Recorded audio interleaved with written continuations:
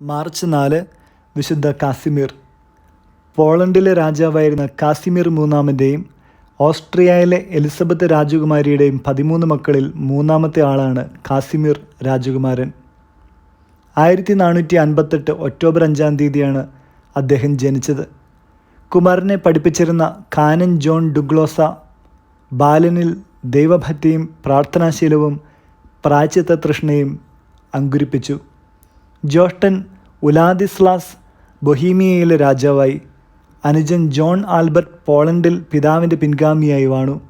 കാസിമീർ തൻ്റെ പ്രശസ്ത ഗുരുവിനെ അനുകരിച്ച് യൗവനകുസുമം ദൈവസ്തുതിക്കായി കാഴ്ചവെച്ചു. കൊട്ടാരത്തിലെ സുഖജീവിതം പരിത്യജിച്ച് പ്രാർത്ഥനയിലും പ്രായശ്ചിത്തത്തിലും കാസിമീർ ആനന്ദം കൊണ്ടു. ശയ്യ തറ തന്നെ. രാത്രി കുറേയേറെ സമയം പ്രാർത്ഥനയിലും പീഡാനുഭവ ധ്യാനത്തിലുമാണ് ചെലവഴിച്ചിരുന്നത്. രാവിലെ ദൈവാലയത്തിൽ സന്യാസികളുടെ പ്രാർത്ഥനയിൽ പങ്കെടുത്തിരുന്നു. പീഡാനുഭവ ധ്യാനം അദ്ദേഹത്തിൻ്റെ കണ്ണുകളെ നനയ്ക്കുക പതിവായിരുന്നു. ബലിപീഠത്തിലെ കൂദാശയോടുണ്ടായിരുന്ന കാസിറിമിൻ്റെ ഭക്തിയും ബഹുമാനവും അതിരറ്റതായിരുന്നു. ദൈവമാതാവിനോടുള്ള അദ്ദേഹത്തിൻ്റെ ഭക്തി അനാദൃശ്യമായിരുന്നു.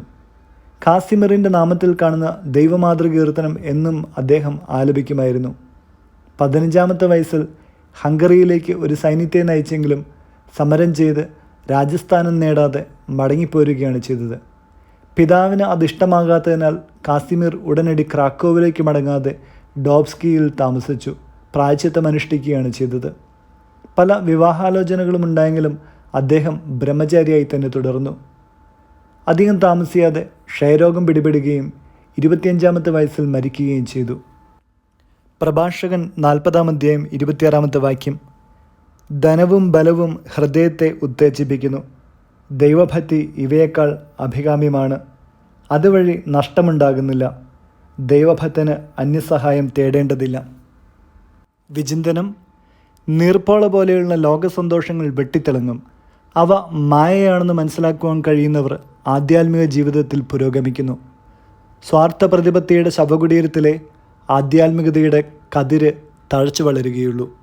രാജകൊട്ടാരത്തിൻ്റെ സമ്പന്നതയിൽ നിന്നും ക്രിസ്തുസ്നേഹത്തെ പ്രതി ദാരിദ്ര്യത്തെ പുൽകിയ വിശുദ്ധ കാസിമീറിൻ്റെ മാധ്യസ്ഥം തേടി നമുക്കും പ്രാർത്ഥിക്കാം. നമ്മുടെ ജീവിതത്തിലെ എല്ലാ പ്രതിസന്ധികളെയും തരണം ചെയ്യുവാൻ, ഒരു ദൈവസ്നേഹം നിറയുവാൻ നമുക്ക് പ്രാർത്ഥിക്കാം.